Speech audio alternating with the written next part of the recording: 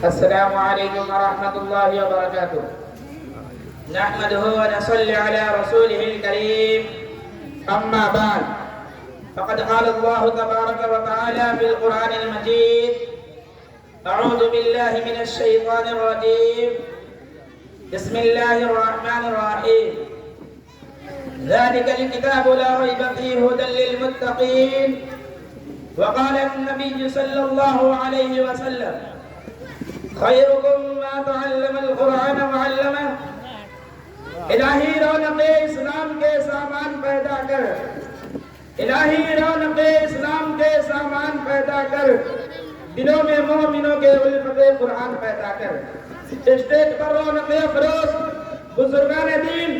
اور میرے عزیز ساتھیوں آج کے اس باباکار مجلس اور آج کے اس باباکار محفل میں میرا موضوع سخن دنیا کی سب سے پاکیزہ اور مقدس کتاب قرآن پاک ہے ہمیں چڑھتی سورج کی طرح یقین ہے کہ اس کا ایک ایک حرف سچا اور صادق ہے وہ قرآن پاک جس کی زبان مقدس بیان مقدس اور جو فصاحت و بلاغات کا ٹھاٹے مارتا سمندر ہے اور جس کے متعلق ارشاد ربانی ہے قرآن وہ کتاب ہے جس کے صادق اور برحق ہونے میں کوئی شک و شبہ نہیں اور جس کے بارے میں محسن انسانیت حضور پاک صلی اللہ علیہ وسلم نے یہ ارشاد فرمایا کہ تم میں سب سے بہتر وہ شخص ہے جو قرآن کو سیکھے اور سکھائے نوجوان دوستو قرآن رب ذوالجلال کی طرف سے عطا کردہ وہ حسین تحفہ ہے کہ جس نے صرف 23 برس کے قلیل مدت میں پورے عالم میں انقلاب و برپا کر دیا کہ بڑے سے بڑے فصحا بلغا اور شعرا حیران و ششدر رہ گئے جن کی آیتوں کو سن کر پتھر دل موم ہو گئے نوجوان دوستو یہی وہ قرآن ہے جو رہتی دنیا تک انسانوں کے لیے سراپا ہدایت و رحمت ہے یہی وہ قرآن ہے جس نے رسول کی رسالت کو اعجاز بخشا یہی وہ قرآن ہے جس نے پس مردہ قلوب کو تاز کی بخشی ہاں یہی وہ قرآن ہے جس کی برکت سے جنات و شیاطین کا آسمان بر جانا بند ہوا یہی وہ قرآن ہے جس کے برکت سے عزت و رفعت کے شامیانے گر گئے یہی وہ قرآن ہے جس کے بدولت محبوبی حقیقی رضا نصیب ہوتی ہے یہی وہ قرآن ہے جو سچائی اور ایمانداری کا درس دیتا ہے یہی وہ قرآن ہے جس کی نظیر پیش کرنے سے ساری دنیا عاجز و قاصر رہی یہی وہ قرآن ہے جس کی مثل پیش کرنے سے عرب کے فصیح و بلیغ زبان دانی کا دعویٰ کرنے والوں نے گھٹنے ٹیک دیے یہی وہ قرآن ہے جس نے دلالت و گمراہی کے دلدلے میں پھنسی ہوئی انسانیت کو نصر ہدایت کا پیغام سنایا یہی وہ قرآن ہے جس کا حفاظت کا وعدہ خود خالق کائنات نے فرمایا یہی وہ قرآن ہے جس نے ذہنی قوتوں کو ذرا بخشا یہی وہ قرآن ہے جس کی برکت سے اجرے چمن میں بہار پیدا ہوئی محترم حضرات آج کے سنابت دور میں حفظ کلام پاک کو فضول سمجھا جاتا ہے ان کے الفاظ کو رکھنے کو حماقت بتلایا جاتا ہے کہا جاتا ہے کہ اس کا رکھنا اور بے سمجھ پڑھنا بے سود ہے افسوس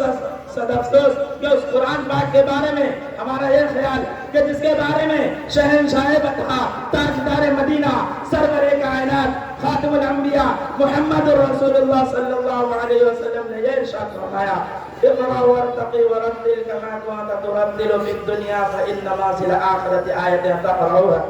حدیث پاک میں آتا ہے قیامت کے دن حافظ قرآن سے کہا جائے گا قرآن پڑھنا جا اور جنت کے درجوں پر چڑھتا تھا اور ٹھہر ٹھہر کر پڑھ جیسا کہ تو دنیا میں ٹھہر ٹھہر کر پڑھا کرتا تھا بس تیرا مقام اور ٹھکانہ وہی ہوگا جہاں اپنی آیت پر پہنچے